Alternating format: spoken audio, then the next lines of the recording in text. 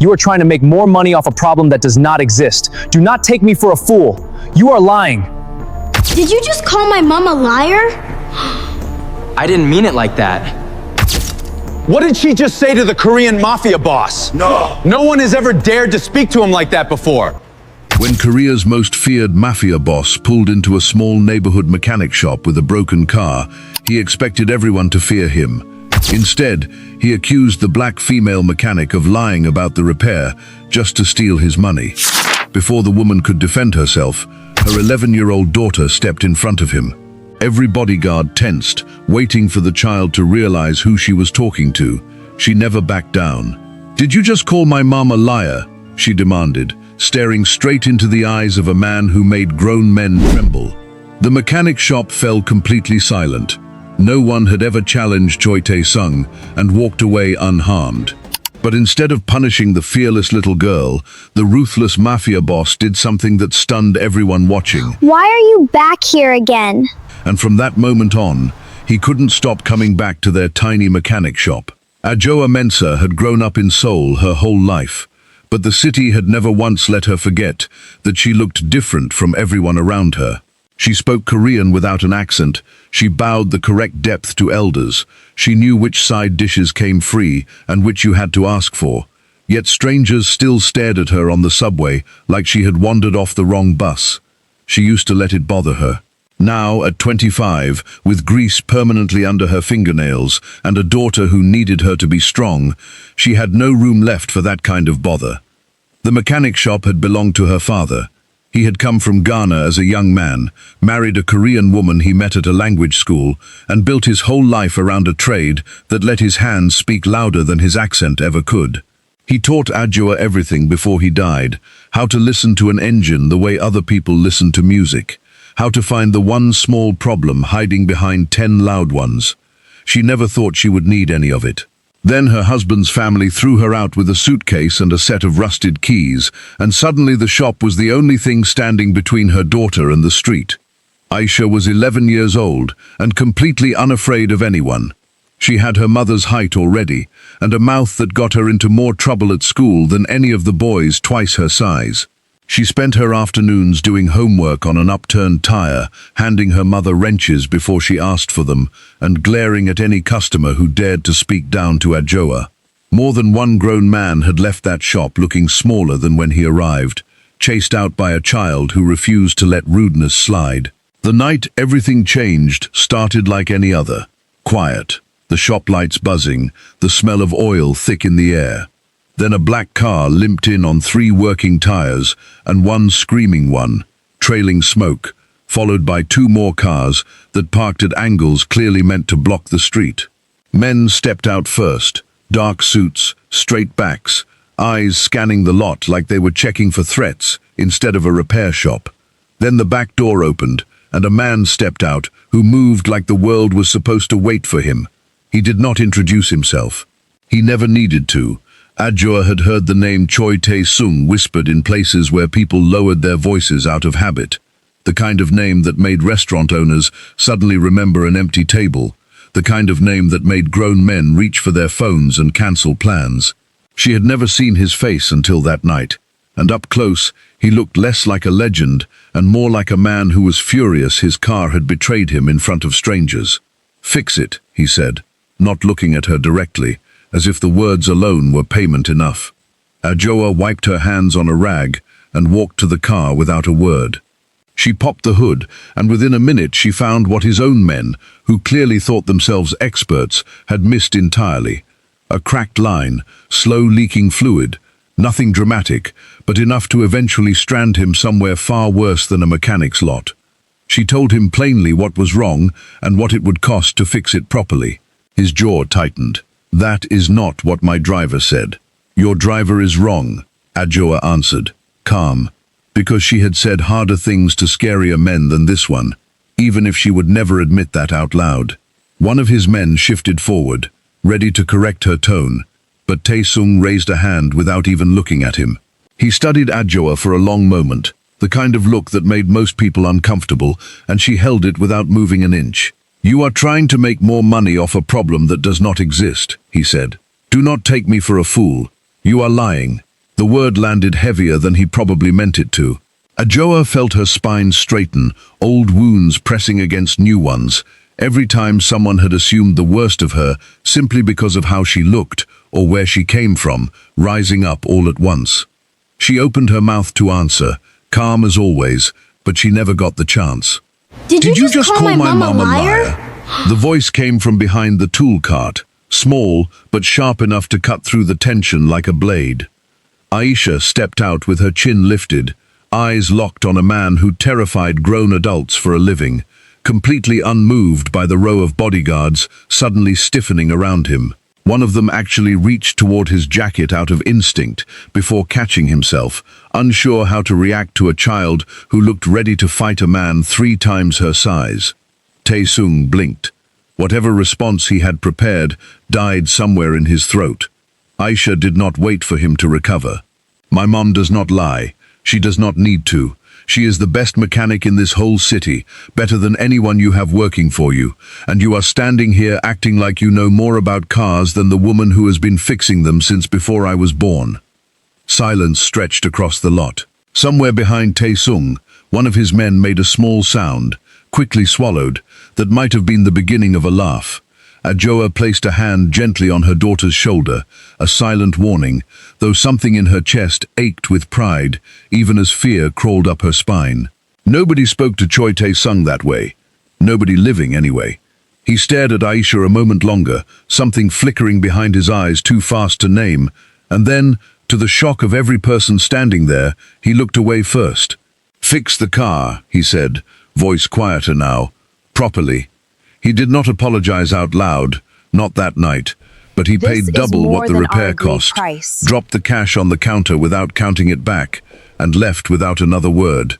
His car rolled out of the lot with a working engine and a passenger who spent the entire ride staring out the window, replaying a small girl's voice in his head, wondering why it had cracked something open in him that years of blood and business had never managed to touch.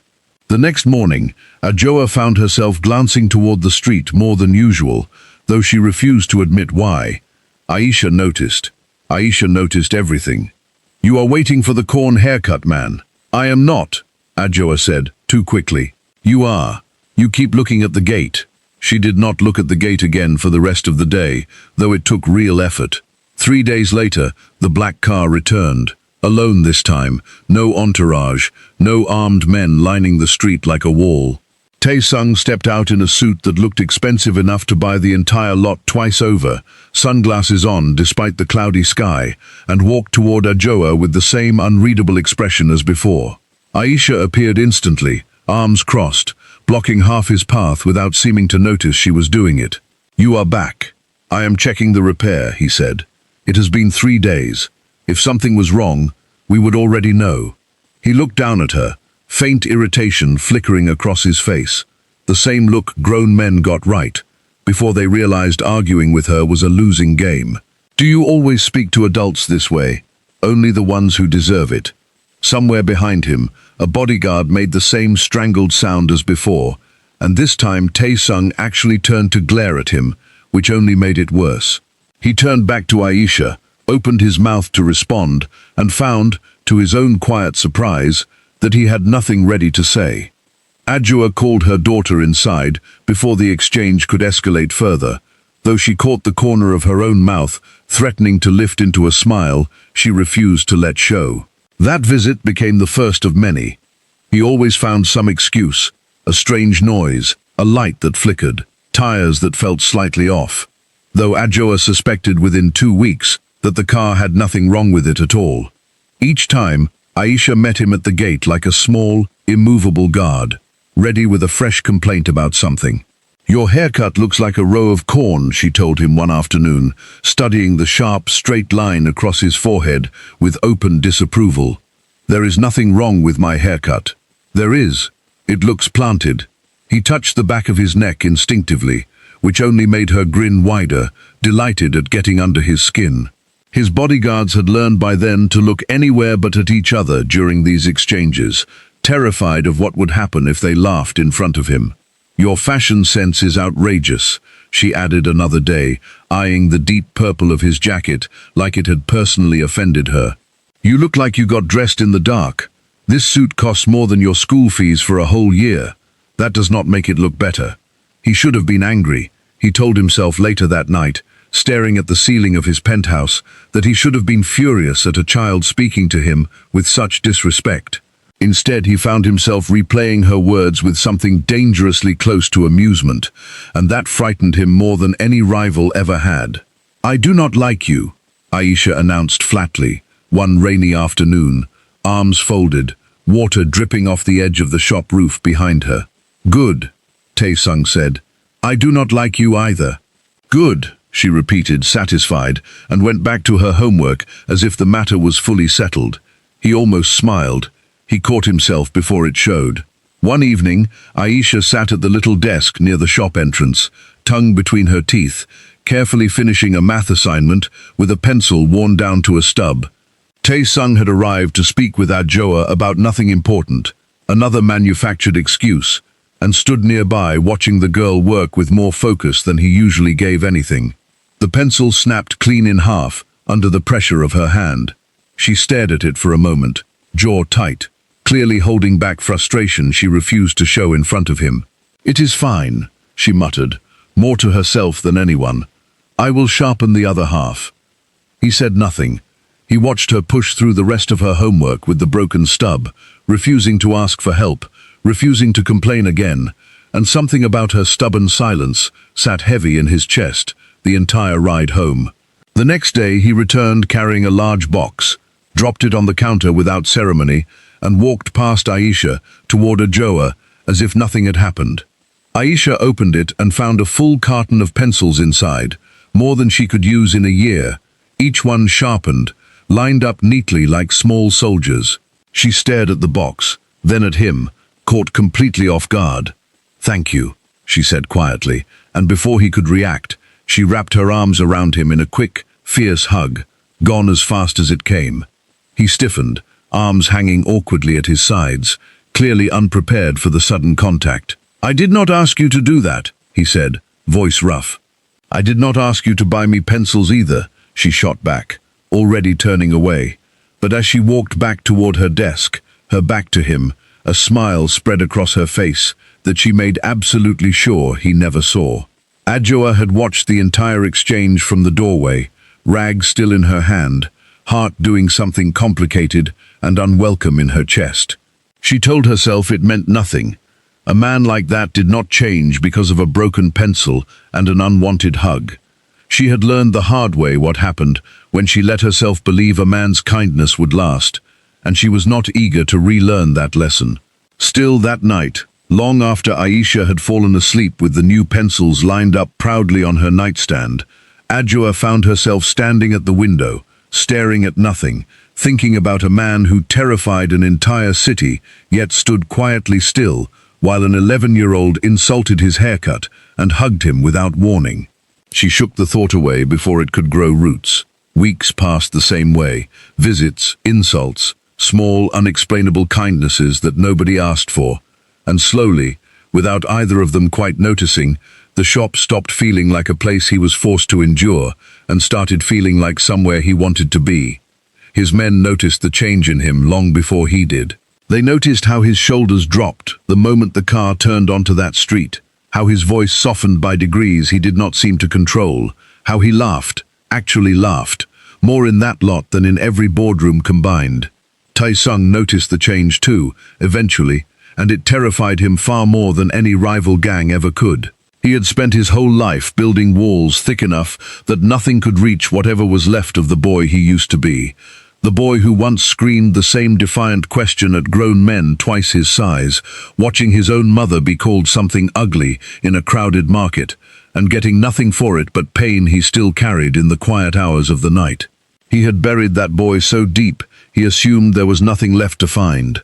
Then, an 11-year-old girl with a sharp tongue and a fierce loyalty to her mother had cracked the ground open without even trying, and beneath it, he found the same boy, still waiting, still wanting someone worth protecting. He was scared, not of enemies, not of rivals circling his empire looking for weakness, but of a woman who fixed engines and refused to bow, and of a daughter who had somehow decided, against all logic, that hating him and hugging him could exist in the very same breath.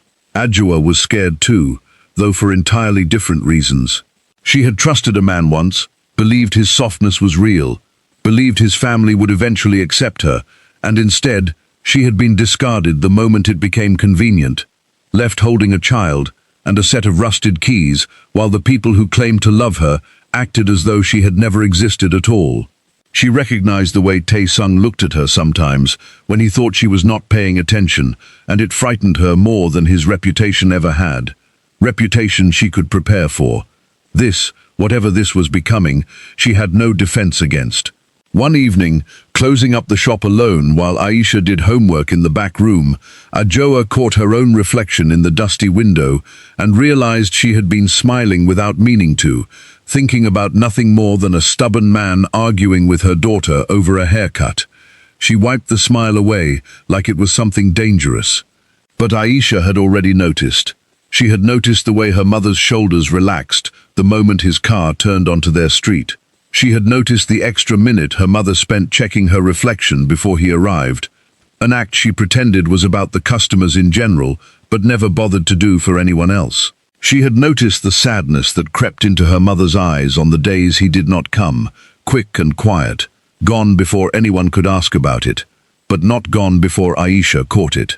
Aisha decided, quietly, without telling either adult, that something needed to be done about it. She was 11, not stupid, and she had watched her mother carry too much silence for too long. If neither of them was brave enough to say what was clearly sitting between them, she would simply have to arrange things herself. She began paying closer attention to the number listed on the business card he had once left behind, the one Adjoa kept tucked inside a drawer, and pretended not to have memorized herself. She began paying closer attention to the guards who waited outside during his visits, learning their names, their patience levels, which ones would humor a child and which ones would not. She was planning something. She had not yet decided exactly what, only that it involved a meeting, a professional tone she had been practicing quietly in the mirror, and a mafia boss who was about to discover that the smallest person in that lot might be the most dangerous negotiator he had ever faced. A week later, trouble arrived at the shop that had nothing to do with broken engines. Two men Adjoa had never seen before parked across the street and stayed there for hours, watching, saying nothing, doing nothing that could be called a crime, yet setting every nerve in her body on edge. She had grown up around enough quiet danger to recognize it when it sat still and stared. Aisha noticed them too. She always noticed. Those men have been there since morning.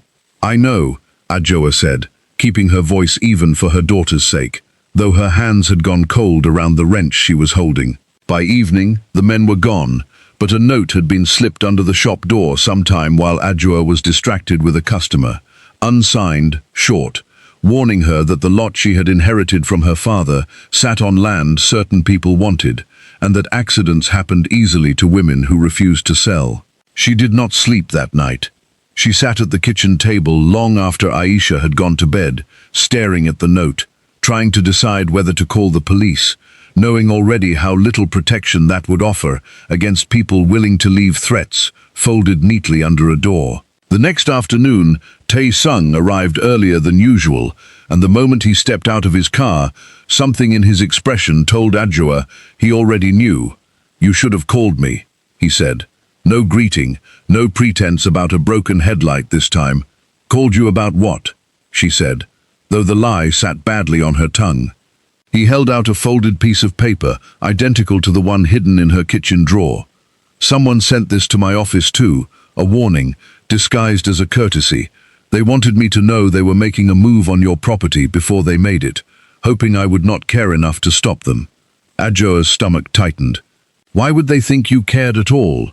He did not answer right away, jaw working, eyes fixed somewhere past her shoulder.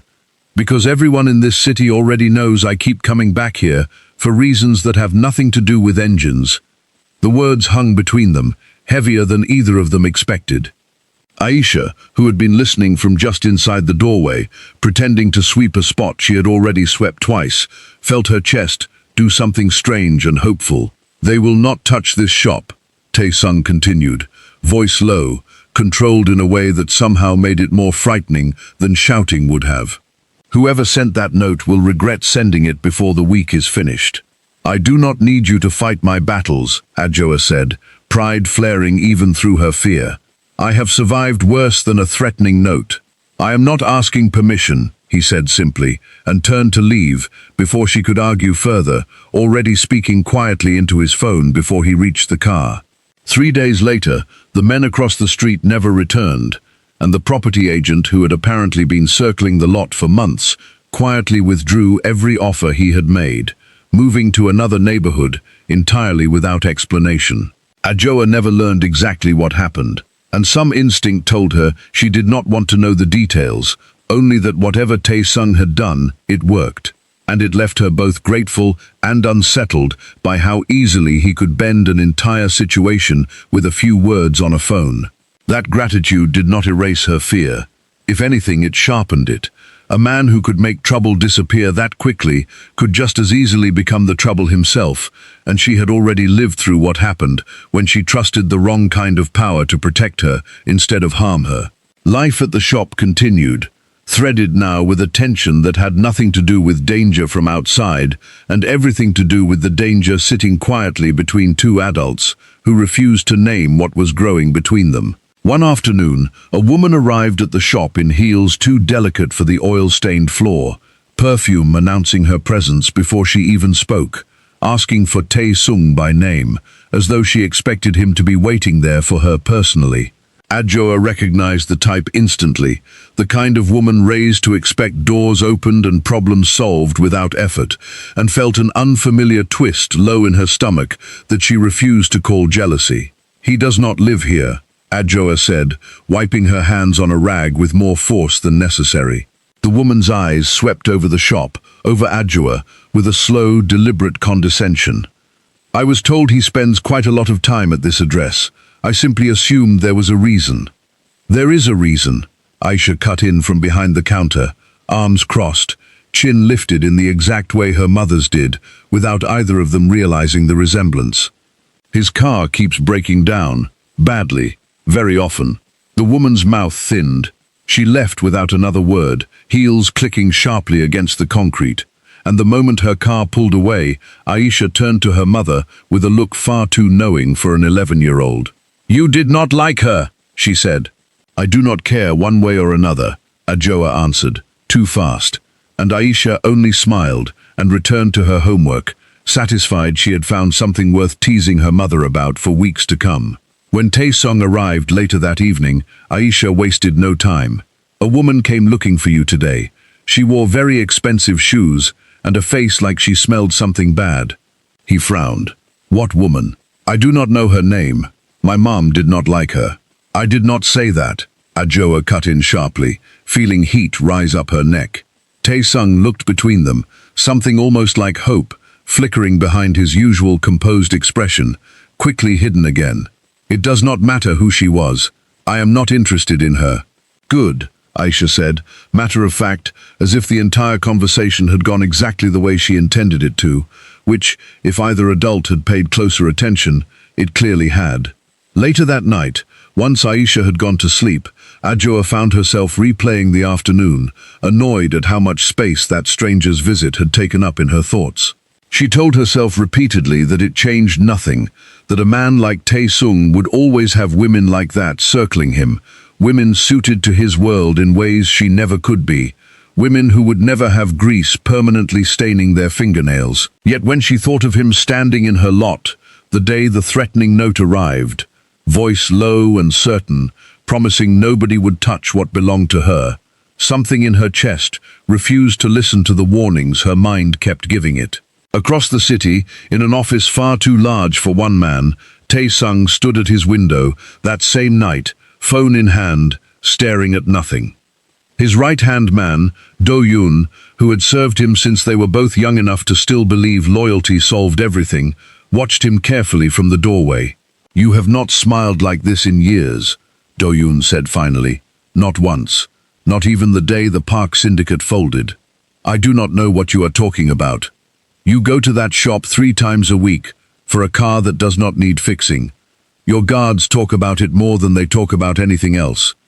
Even the driver from the Seoul branch has heard the stories. Tae-sung did not answer, jaw tight, staring out at a city he controlled more than most people would ever understand, feeling more uncertain in that moment than he had felt in years of dangerous negotiations and quiet threats. Be careful, Do-yoon added quietly. Men like us do not get to want soft things without the world trying to take them away. The warning settled heavy in Tae-sung's chest because he already knew it was true. He had built an empire on the understanding that anything he cared about became a target the moment his enemies noticed it mattered to him. He had avoided attachments for exactly that reason, kept his circle small, kept his heart smaller still. Now there was a woman with grease-stained hands and a child with a sharp tongue standing directly in the path of every enemy he had ever made. And he did not know whether staying away from them or staying close to them was the more dangerous choice. He chose to stay close anyway. He told himself it was only to make sure the threats stayed away, only to be certain the note sender and anyone connected to him understood the shop was protected. He told himself many things that week and believed almost none of them by the time Friday arrived and he found himself back in that same lot, watching Aisha argue passionately about the injustice of doing homework on a Friday evening, watching Ajoa hide a smile behind a coffee mug, feeling something settle in his chest that felt dangerously close to belonging. Meanwhile, Aisha's plan had grown more detailed by the day. She had learned, through careful listening and a few pointed questions to the guards, who now treated her less like a stranger and more like a small, fearsome supervisor, that Tae-sung kept an office downtown where important meetings took place, the kind with closed doors and serious faces. She decided that whatever conversation needed to happen between her mother and this man, it deserved exactly that kind of setting, formal, serious, undeniable. She practiced her voice in the bathroom mirror every night for a week, deepening it slightly, slowing it down the way she had heard news anchors speak on the television her mother watched during dinner. She rehearsed exactly what she would say when she finally called that number memorized from the business card, imagining every possible way the conversation could go, preparing counters for each one, like a small general planning a campaign no adult around her had any idea was underway. She told no one. Not her mother, who would have stopped her immediately out of protective instinct. Not even the guards, who might have mentioned it to their boss before she was ready. She wanted this to happen entirely on her terms, at a time of her choosing, with no one able to talk her out of it beforehand. The night before she finally worked up the courage to make the call, she lay awake staring at the ceiling, listening to her mother move quietly through the apartment, the particular kind of quiet that meant sadness rather than simple tiredness. She thought of her father, of the day the door closed behind them for the last time, of the years since spent watching her mother build a life out of nothing while pretending it did not hurt as much as it clearly did. She thought of Tae-sung too, of his stiff arms the day she hugged him, of the carton of pencils bought without being asked, of the way his voice had gone low and certain the day he promised no one would touch their shop. She did not fully understand yet what was growing between the two adults in her life, only that it mattered, and that somebody needed to be brave enough to push it forward before fear buried it completely. Before that call could happen, though, one more evening passed that neither Ajoa nor Tae-sung would forget quickly. It began with rain, the kind that arrived without warning and turned the lot into a shallow river within minutes, sending Aisha running to save her homework papers from the desk near the door while her mother rushed to pull the shop's metal shutters halfway down against the wind. Tae-sung had arrived only minutes earlier, and instead of retreating to his car, he stayed, sleeves pushed up, helping drag a heavy toolbox out of the flooding path without being asked. "You do not have to do that," Adjua said, raising her voice over the storm. "I know," he answered simply, lifting the box anyway. Once the shutters were secured and the worst of the water pushed toward the drain, the three of them stood in the dim light of the shop, soaked through, breathing hard from the effort. Aisha, delighted by the chaos in the way only children could be, laughed at the sight of Tae-sung's ruined shoes and even more ruined hair, the sharp, straight line she loved to mock, now hanging limp and lopsided across his forehead. "Now it does not even look like corn anymore," she said between laughs. "It looks like a wet mop." "I am aware," he said dryly, though something in his voice had softened enough that even the insult landed like affection instead of an attack. Ajoa found herself laughing too, an honest, unguarded sound she had not allowed herself in longer than she could remember, and when Tae-sung turned to look at her, the storm still rattling the metal shutters behind them, something passed between the two adults that Aisha, despite her sharp eyes, was too busy wringing out her sleeves to fully notice. The rain kept them there longer than any of them expected. Aisha eventually curled up on the old couch in the back office, worn out from the excitement of the storm, leaving Ajoa and Tae-sung alone near the counter, with only the sound of water hammering the roof to fill the silence between them. "Why do you really keep coming here?" Ajoa finally asked, tired of pretending the question did not matter. He considered the question longer than she expected, staring at the rain sliding down the gap in the shutters. "Because this is the only place in my life where nobody is afraid of me. I was afraid of you," she said honestly, "the first night. You did not look afraid." "I have had a great deal of practice hiding it," she admitted, surprising herself with how easily the truth slipped out. He turned to face her fully then, closer than he had ever stood before, and for a moment, neither of them moved, the air between them thick with something neither was ready to name aloud. She could hear her own heartbeat over the sound of the storm, could see the exact moment his gaze dropped briefly before lifting again, could feel the pull of it, even as every instinct she owned screamed at her to step back before it was too late. "I am not a good man," he said quietly, almost like a warning aimed at himself as much as her. "You should know that before anything else happens between us." "I already know that," she said. "I have known it since the night you called me a liar in front of my daughter." "Then why?" he started, and stopped, unable to finish the question. "I do not know," she admitted, and for the first time in years, she let the silence after those words stretch, without rushing to fill it with excuses or explanations. The rain eased before either of them found the courage to say anything more. Tae-sung left shortly after, quieter than usual, glancing back once at the lit window of the shop before his car pulled away into the wet, glistening street. Ajoa stood at the counter long after his taillights disappeared, arms wrapped around herself, trying to convince her racing heart that nothing important had just happened. She failed completely. Inside the back office, Aisha, who had not actually been asleep at all, opened one eye just enough to watch her mother's reflection in the dark window, smiling to herself in the shadows. Tomorrow, she decided, was definitely the day she would make that call. She fell asleep still planning, still rehearsing, more determined with every passing hour that tomorrow she would finally make the call. None of them knew yet how much was about to change, or how far it would go before it was finished. But the air in that little mechanic's lot had already begun to shift, thick with things unsaid, waiting only for the right spark to set everything into motion.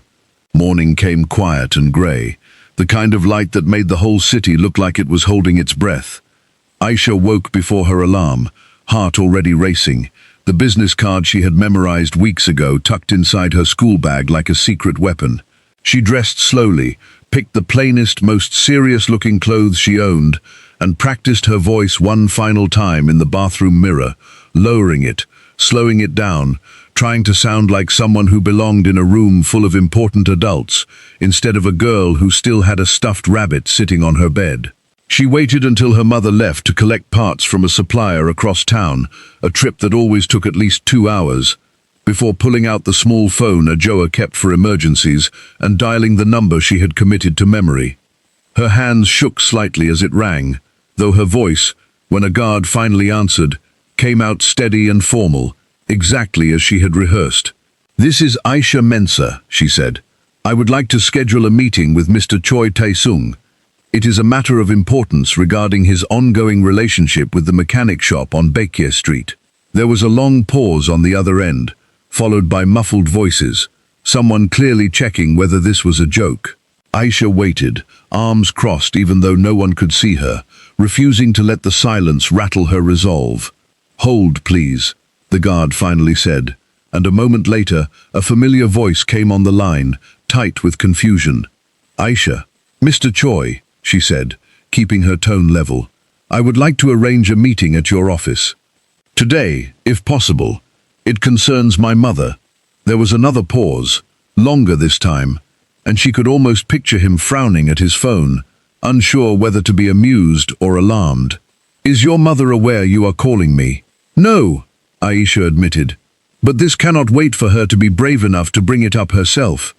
Something in her voice must have convinced him, because 30 minutes later, a car arrived outside her school gate at the time she specifically requested, driven by one of the same guards who had spent weeks watching her argue fearlessly with their boss. He looked equal parts terrified and impressed as he opened the door for her, clearly under strict instructions not to question anything she asked of him. The ride downtown felt longer than it probably was, the city sliding past the tinted windows, while Aisha rehearsed her opening line over and over, determined not to lose her nerve the moment she stepped through his office door. The building rose taller than anything she had ever stood beneath, glass and steel stacked story after story into low-hanging clouds. Inside, the lobby was all polished floors and hushed voices, everyone moving with the careful efficiency of people who understood exactly how much their jobs depended on not making mistakes. Aisha walked through it with her chin lifted, refusing to let the size of the place shrink her the way it clearly intended to. The elevator opened directly into a wide office at the very top, floor-length windows on every side, showing the city spread out far below, small and distant and completely unimportant compared to what Aisha had come to say. Tae-sung stood near his desk, sleeves rolled up, phone abandoned on the surface behind him, watching her enter with an expression caught somewhere between concern and reluctant amusement. Two guards trailed behind her, unsure whether to remain in the room or wait outside, glancing toward their boss for direction. Tae-sung waved them out with a small motion of his hand, though his eyes never left the small, serious figure crossing his office floor toward him. "Sit," he said, gesturing to the chair across from his desk. "I will stand," Aisha said.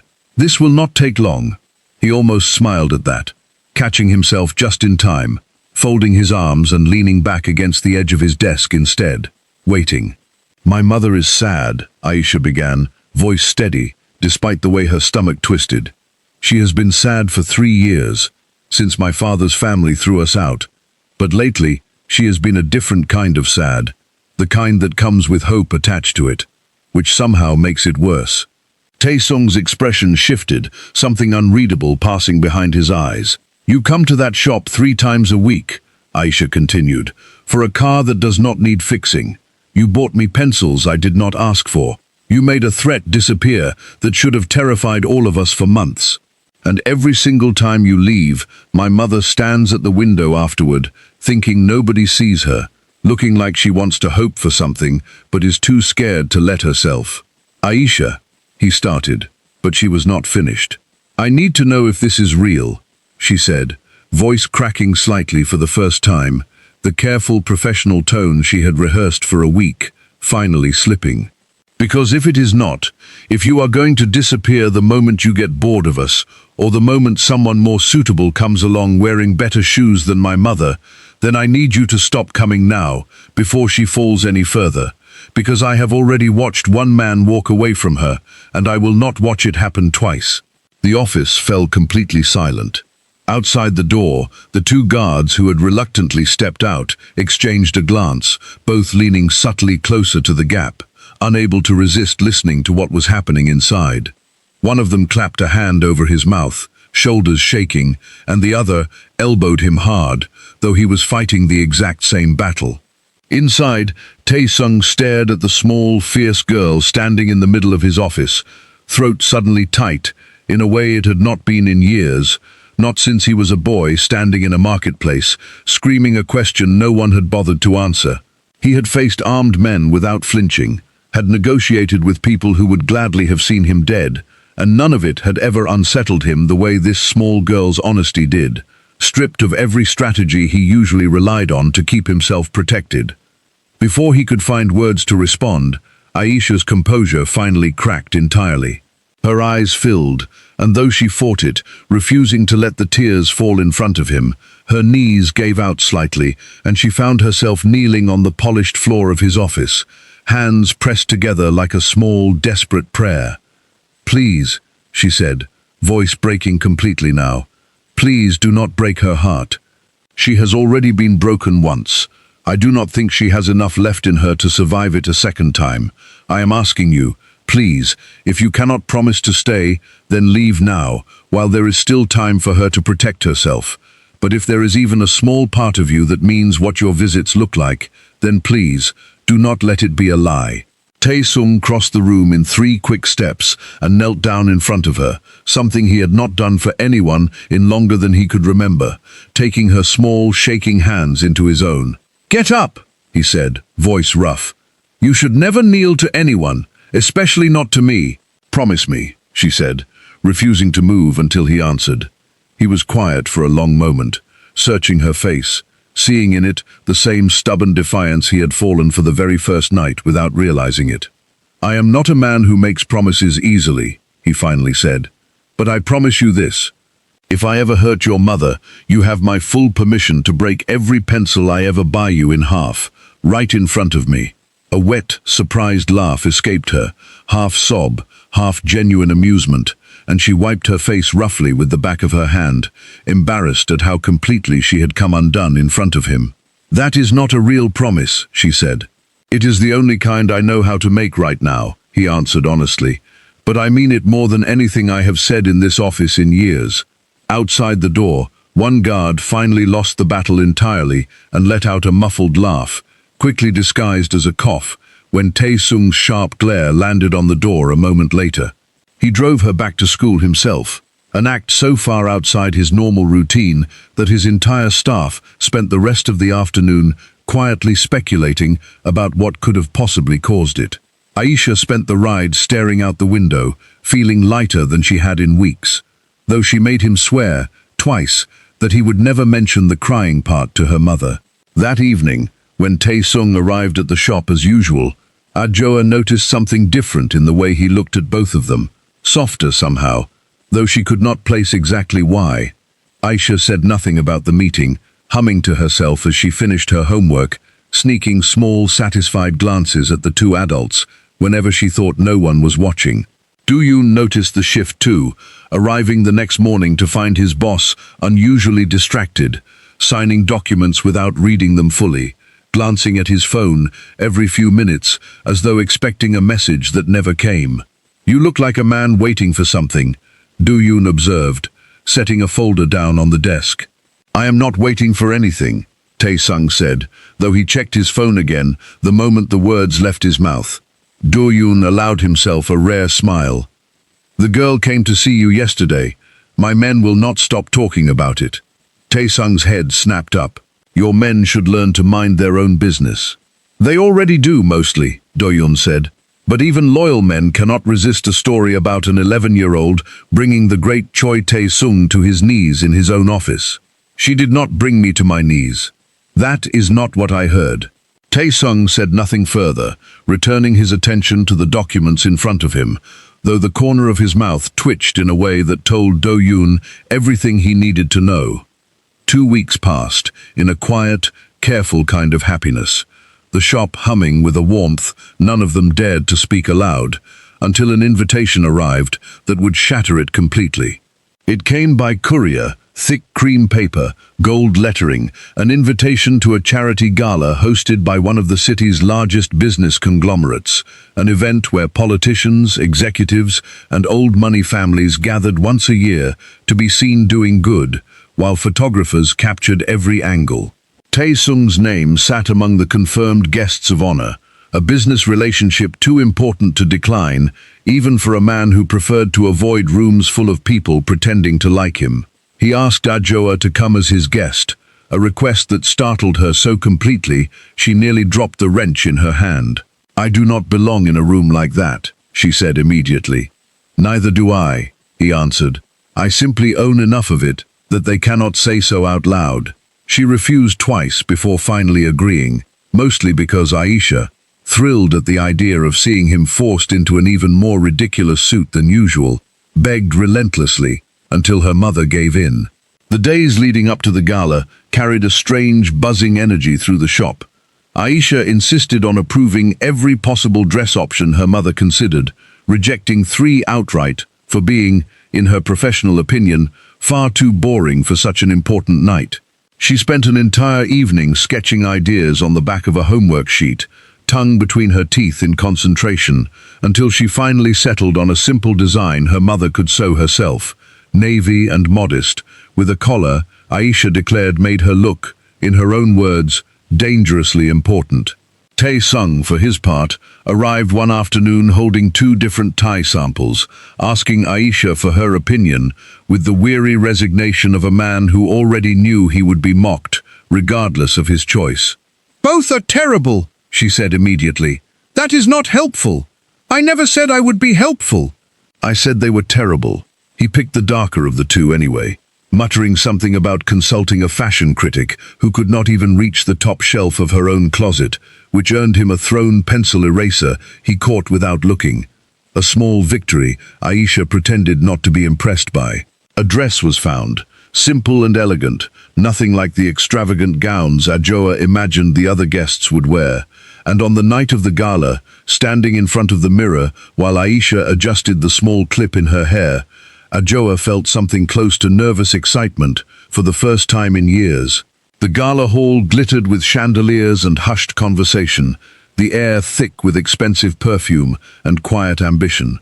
Aisha, insistent on coming along despite being technically too young for the guest list, had been allowed in only because Tae-sung personally added her name, unwilling to leave her behind after everything that had passed between them in his office weeks earlier.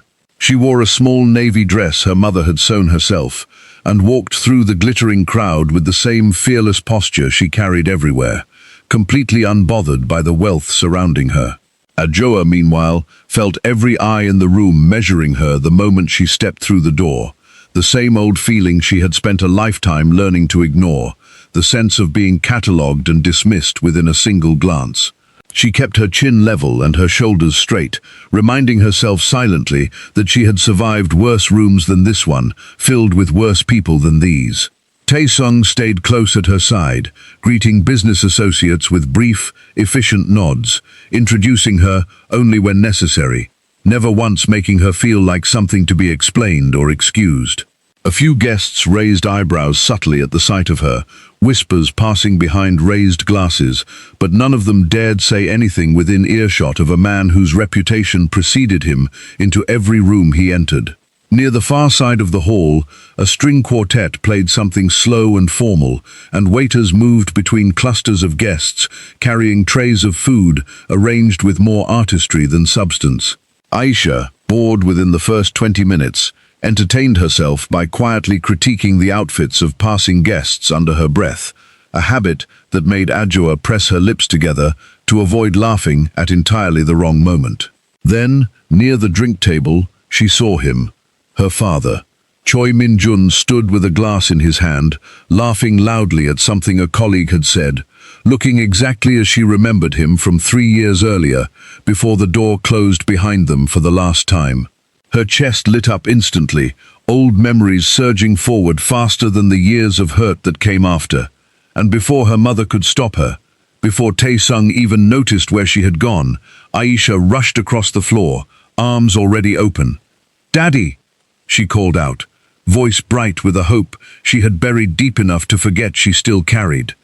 Min-jun turned, saw her, and his face twisted into something cold and ugly, embarrassment flashing across his features as several nearby guests turned to look. Aisha did not notice any of that. She only saw her father, right in front of her, close enough to touch for the first time in years. She reached him and threw her arms around his waist, the way she used to when she was small enough to be lifted off the ground by him. He shoved her, hard, without hesitation, both hands connecting with her small shoulders, sending her stumbling backward until she hit the marble floor, the impact knocking the breath from her lungs. Gasps rippled outward through the nearby crowd, glasses pausing halfway to mouths, conversations dying mid-sentence. "Get your filthy hands off me!" Minjun snapped, voice loud enough to carry, straightening his jacket as though she had dirtied it simply by touching him. "I do not know you." For one frozen second, nobody moved. Aisha lay on the cold floor, stunned, humiliation and pain crashing over her in the same breath, tears springing to her eyes before she could stop them, the entire room's attention pressing down on her like a physical weight. Then Tae-sung arrived. He crossed the ballroom faster than anyone thought a man his size could move, expression utterly transformed from the composed, careful mask he wore in public into something none of the assembled guests had ever seen on him before. He knelt beside Aisha first, checking her with a gentleness that startled even the guards who knew him best, making certain she was not seriously hurt before he rose to his full height and turned toward Minjun. "You put your hands on a child," he said, voice low, quiet enough that the room had to strain to hear it, which made it far more terrifying than if he had shouted. Minjun, still riding the arrogance of a man who had never faced real consequences, straightened his shoulders. "She is not my concern. Whatever relationship she thinks she has with me ended the day her mother's presence became inconvenient to my family." The room seemed to hold its breath entirely. Tae-sung moved so quickly that most guests only registered it after it had already happened, a blur of motion, the sharp crack of bone, and Minjun crumpling to the floor with a scream that echoed through the marble hall. Tae-sung had broken 2 of his fingers and his nose in a single motion, precise, controlled, the kind of violence that came from years of knowing exactly where to apply pressure for maximum damage with minimum effort. Photographers, who had spent the entire evening capturing polite smiles and staged handshakes, scrambled to catch this instead, cameras flashing in a chaotic burst of light as security finally began pushing through the crowd. Tae-sung ignored all of it. He turned from Minjun, who lay writhing on the floor clutching his ruined face, and lifted Aisha gently into his arms instead, cradling her against his chest as though she weighed nothing at all. Ajoa reached them at that same moment, having pushed through the crowd the second she heard the commotion, face pale with panic, until she saw her daughter breathing, shaken but whole, held securely against a man who looked ready to destroy the entire building if it meant keeping her safe. "I am taking her home," Tae-sung said, not waiting for permission, not caring that he was the guest of honor at an event hundreds of important people had gathered specifically to see. He walked straight through the ballroom doors, past stunned executives and frozen photographers, past the host, who called weekly after him about remaining for the evening's remaining program, and did not slow down once. Ajoa hurried alongside him, hand resting on Aisha's back, throat too tight to speak, until they were safely inside the car, and the doors had closed against the chaos still unfolding behind them. "Are you hurt anywhere else?" Ajoa asked, voice shaking as she checked her daughter over. "I am fine," Aisha whispered, though tears finally spilled freely down her cheeks now that the shock had faded enough to let the pain through, not from the fall itself, but from something far deeper, older, the fresh proof that the man who once lifted her onto his shoulders now looked at her like something to be scraped off his shoe. Tae-sung sat across from them, jaw tight, hands still faintly trembling with adrenaline, watching the girl who had knelt on his office floor weeks earlier, now curled quietly against her mother's side, and felt something inside him harden permanently against the family that had discarded them both. They arrived home in silence. Aisha, exhausted from the weight of the evening, fell asleep almost the moment she settled onto the couch, wrapped in a blanket her mother pulled around her shoulders with trembling hands. Ajoa sat beside her for a long while, simply watching her breathe, before finally stepping outside where Tae-sung waited near his car, unwilling to leave until he knew they were both settled. "Thank you," Ajoa said quietly, the words feeling insufficient for what he had done. "I should have broken more than his fingers," he said, voice still hard with leftover fury. Somewhere behind them, through the cracked window, a small, sleepy voice called out from the couch, clearly not as asleep as they had assumed. "He should have broken his legs too." Despite everything, despite the exhaustion and fear and heartbreak of the entire evening, a surprised laugh escaped Ajoa, quickly followed by Tae-sung's own low chuckle, the tension in the night finally cracking, just slightly under the absurd, fierce loyalty of an 11-year-old refusing to let injustice pass without commentary even from the edge of sleep. The following days brought consequences neither of them expected. Photographs of the incident spread quickly, and though most reports focused on the shocking violence of a powerful businessman's public assault, a smaller number of outlets dug deeper, uncovering whispers about the child he had struck, about the family who once cast her and her mother out without explanation. Old questions resurfaced about Min-jun's fitness to inherit his family's business, about a man capable of striking a child in front of hundreds of witnesses, and the Choi family, desperate to control the damage, quietly distanced themselves from him entirely, rather than risk further embarrassment. Do-yoon arrived at the office early the morning after the gala, a stack of newspapers under his arm, each one carrying some version of the same photograph. Tae-sung mid-motion, Min-jun already falling. He set them down on the desk without a word, watching his boss carefully for a reaction that never came. "The board is asking questions," Do-yoon said finally. "Let them ask. Some of them think it makes you look unstable. Let them think that too." Tae-sung did not look up from the paperwork in front of him, though his voice carried none of its usual careful calm. A man who does not protect a child in front of him deserves to look unstable to people who would have done nothing at all. Do-yoon studied him a moment longer, something like approval settling over his features. "For what it is worth, most of the staff agree with you. Several of them have said, quietly, that they wished they could have done it themselves. They should be careful saying things like that where the wrong people can hear it. They already know that," Do-yoon said. "It has not stopped them yet." He gathered the newspapers back under his arm and turned to leave, pausing once at the door. "The girl called the office again this morning, before you arrived." Tae-sung's head lifted sharply. "What did she want?" "She wanted to know if you were in trouble because of what you did. She said, and I am quoting her directly, that if the board tries to remove you over this, she personally intends to organize a protest outside this building with every kid from her school." Despite the tension of the morning, a short laugh escaped him, the first genuine one since the gala. "Tell her I am not in trouble." "I already did," Do-yoon said. "She informed me that she would still be watching closely, just in case." For the first time in 3 years, the family that had discarded Adjoa found themselves needing something from her. A public statement, a show of reconciliation, anything to soften the story dominating every headline. She refused every single request that came through lawyers and intermediaries, unwilling to hand them the forgiveness they had never once offered her. One morning, a car she did not recognize pulled up outside the shop, and out stepped Min-jun's mother, dressed in mourning colors despite nobody having died, her face pinched with the particular kind of desperation that only arrives once pride has already failed. Adjoa straightened at the sight of her, old memories rising fast and unwelcome, 3 years of humiliation compressed into a single glance. "We need to talk," the older woman said, glancing nervously toward the shop, as though the grease and metal might stain her shoes, simply by proximity. "There is nothing to talk about," Adjoa answered, wiping her hands on a rag, refusing to let her voice shake. "The company is suffering. Investors are asking questions. If you would simply issue a statement saying the incident was a private family matter, blown out of proportion by the press, it would help everyone move past this." "It would help you," Adjoa corrected. "It would not help me.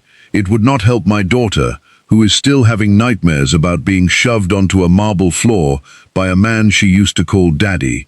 The older woman's composure cracked slightly. "He is still my son, and she is still my daughter," Adjoa said, "which you seem to forget entirely the day you put both of us out on the street with nothing but a suitcase." Aisha appeared in the doorway then, having heard raised voices, and the moment the older woman's eyes landed on her, something like shame flickered briefly across her face before hardening back into practiced composure. "I will not issue any statement," Adjoa continued, "and if your family sends anyone else here to ask, I will let every reporter who calls my shop know exactly why." The older woman left without another word, heels clicking sharply against the pavement, in an echo of the stranger who had once come looking for Tae-sung, though this visit left Ajua feeling something closer to strength than jealousy. She watched the car disappear down the street, chest tight, and felt Aisha's small hand slip into hers without either of them saying anything about it.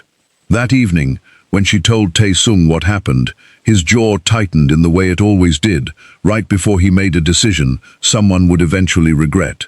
"I will make sure they never send anyone here again," he said.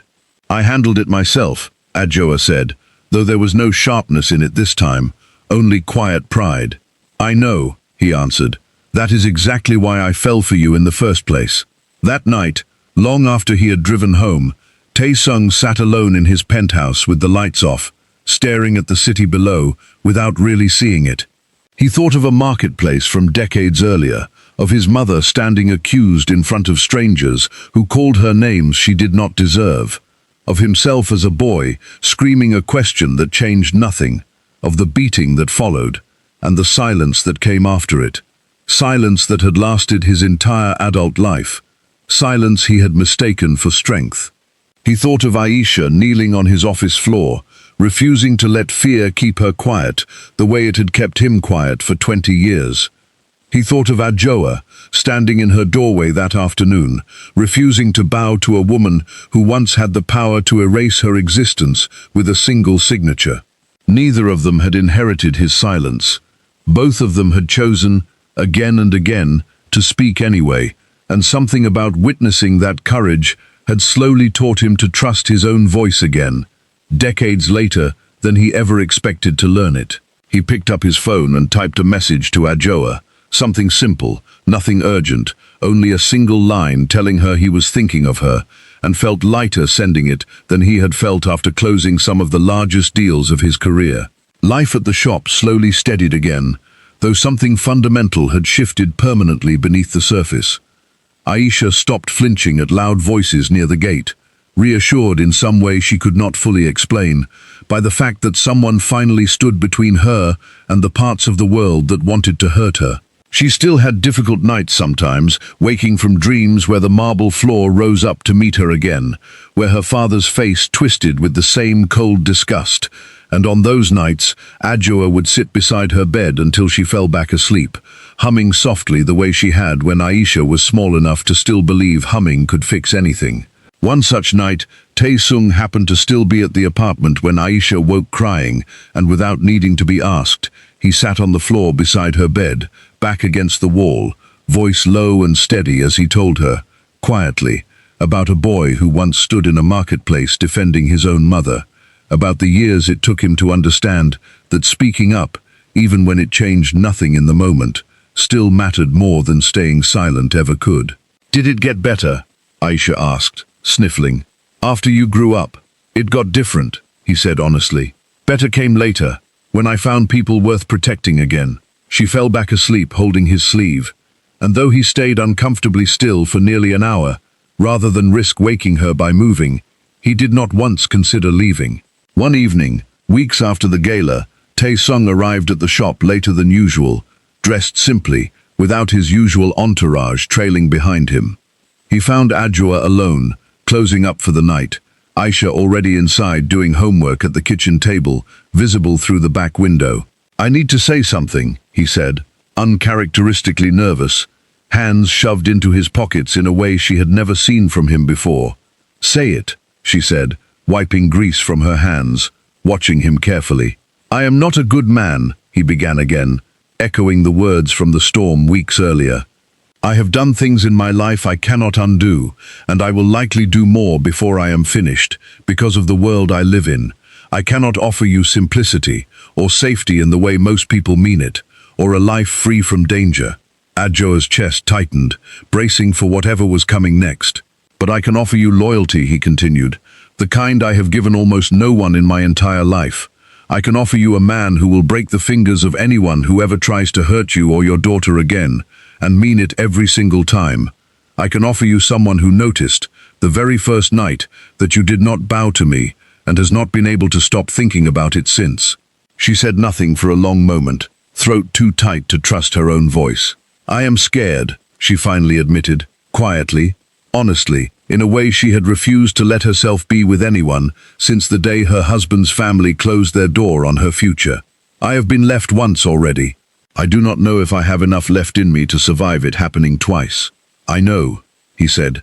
Your daughter told me the same thing, kneeling on my office floor, weeks ago. Adjoa's eyes widened. She did what? She made me promise, he said, a small, reluctant smile finally breaking through his usual composure. I intend to keep it. Adjoa laughed despite herself, half exasperated, half deeply moved, shaking her head at the thought of her fierce, secretive daughter marching into a mafia boss's office to negotiate the terms of her mother's heart without telling anyone. She really did that. She really did, he confirmed. She is far braver than either of us. They stood together in the quiet lot, the evening settling gently around them. Years of caution and fear slowly loosening their grip in the space between two people who had both learned the hard way what it cost to trust the wrong person, and were choosing, carefully, deliberately, to trust each other anyway. Adjoa stepped closer, close enough that the distance between them finally disappeared, and for the first time since the night his car limped smoking into her lot, she let herself lean into something she had spent years convincing herself she no longer deserved. Inside the house, watching quietly through the window she was absolutely not supposed to be peeking through, Aisha grinned so widely her cheeks ached, already composing in her head the incredibly long list of conditions she planned to negotiate now that her plan had officially, completely succeeded.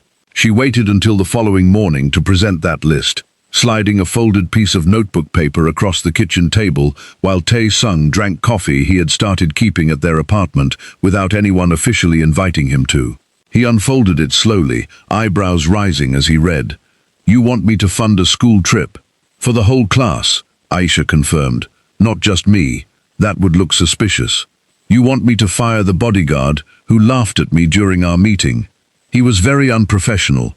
You want me to never wear the purple suit again. That one is non-negotiable. Adjoa, watching from the stove, shook her head slowly, though the smile she was trying to hide had already given her away completely. You raised a negotiator, she said to no one in particular. I raised a lawyer, Tae-sung corrected, folding the list carefully and tucking it into his jacket pocket, instead of dismissing it, the way Aisha had half expected. I intend to keep every item on this list, except the school trip, which I will make considerably larger than she is asking for. Aisha's eyes lit up. Even the suit, he confirmed, though I reserve the right to complain about it privately. You complain about everything privately, she said. That is basically your whole personality. Weeks folded into months, and the shop settled into a rhythm none of them had dared to imagine possible during the hardest years. Word spread through the neighborhood that the mechanic on Baekje Street kept unusual company, and though a few customers whispered about danger and reputation, far more simply noticed that Adjoa's prices stayed fair, her work stayed honest, and her daughter still chased away anyone rude enough to disrespect her mother, regardless of who they were or what car they drove. Tae-sung's world did not disappear. There were still nights he left the shop with his phone pressed to his ear, voice low and clipped, handling matters neither Adjoa nor Aisha ever asked about directly. There were still guards stationed quietly at the edges of their lives, a constant reminder of the danger that came bundled with loving a man like him. Adjoa learned, slowly, to live alongside that reality instead of fighting it, understanding finally that safety was never something guaranteed by staying small and unnoticed, only something built carefully, deliberately, by people who chose to stand together despite the risks. One afternoon in early autumn, Aisha's school held a parents' evening, the kind of ordinary event most families attended without ceremony, teachers reviewing report cards and offering polite, generic praise. Adjoa arrived expecting exactly that, only to find Tae-sung already waiting outside the classroom, having rearranged an entire afternoon of meetings without telling her, standing slightly awkward among a crowd of parents who clearly recognized his face from the headlines months earlier and did not quite know how to react to him holding a paper cup of school-provided coffee like any other father in the hallway. You did not have to come, Adjoa said, though her chest warmed at the sight of him there. "I know," he said simply, the same 2 words he had used the night of the storm, months earlier, when he stayed to help drag a toolbox out of the flooding water, without being asked. Inside, Aisha's teacher praised her sharp mind, her fierce sense of justice, her tendency to correct other students' mistakes with slightly more confidence than most 11-year-olds possessed. Tae-sung listened to every word with a quiet pride he did not bother hiding, and when the meeting ended, Aisha found both adults waiting for her in the hallway together. An image she had wanted for so long, it took her a moment to fully believe it was real. "Did they say I was perfect?" she asked immediately. "They said you argue too much," Ajoa said. "They said you argue exactly the right amount," Tae-sung corrected, earning a triumphant look from Aisha and an exasperated sigh from her mother. That winter, the first snow fell heavy over the city, blanketing the little mechanic's lot in white, until the rusted signs and oil-stained concrete disappeared beneath something quiet and clean. Aisha stood at the gate, wrapped in a coat 2 sizes too big, watching for the familiar black car the way she once watched for it with suspicion, now watching with nothing but eagerness, breath fogging in the cold air. When the car finally turned onto the street, she ran to meet it before it had even fully stopped, catching Tae-sung the moment he stepped out, arms wrapping around him without hesitation, none of the old stiffness left in either of their bodies. "You are late," she informed him. "Traffic," he said. "Excuses," she said, already turning to walk back toward the shop, though she kept close beside him the entire way, chattering about her day without pause. Ajoa watched them from the doorway, snow settling softly on her shoulders, the warm light of the shop spilling out behind her onto the white ground. She thought of the frightened woman who once stood in that same doorway 3 years earlier, suitcase in hand, certain her life had ended the moment the Choi family's door closed behind her. She thought of every night she had stood at that window afterward, waiting for headlights that never came, convincing herself she had stopped hoping entirely. She had not stopped hoping. She simply had not known, until a car limped smoking into her lot one ordinary evening, exactly what she had still been waiting for. Tae-sung caught her eye over Aisha's head, something steady and certain passing between them, the kind of look that needed no grand declaration to carry its full weight. He still wore suits too sharp for a mechanic's lot, still carried a world of danger she would never fully understand, still argued with her daughter over matters as small as haircuts and as large as loyalty. But none of that mattered standing in the snow that evening, watching the 2 people who had rebuilt her entire definition of family walk toward her, laughing about something she had not even heard yet. The shop bell above the door rang, still slightly broken, still refusing to work properly, no matter how many times someone tried to fix it, and Ajoa decided, watching her small, fierce family step inside out of the cold, that some things were better left exactly the way they were, imperfect, stubborn, and entirely, unmistakably theirs. Later that night, once Aisha had finally fallen asleep, worn out from an evening of hot chocolate and stubborn arguments over whose turn it was to choose the next movie, Ajoa stood once more at the window she used to haunt alone, watching snow drift silently down over the quiet street. Tae-sung came to stand beside her, close enough that their shoulders touched, saying nothing for a long while, simply sharing the stillness of a night that finally felt safe enough to enjoy. 3 years ago, she said quietly, I stood in this exact spot and told myself I would never let anyone close enough to hurt us again. And now, he asked. Now I stand here and wonder how I ever convinced myself that closing myself off counted as protection. She turned to look at him, snow still catching faintly in his dark hair from the walk-in. You ruined my careful plan to stay alone forever. I am told, he said, the corner of his mouth lifting, that I have a talent for ruining things people thought were permanent. Terrible talent. The best one I have, he said, and when he reached for her hand this time, she let him hold it without a single trace of the fear that once lived there, only the quiet, steady certainty of two people who had finally stopped waiting to be left and started simply staying.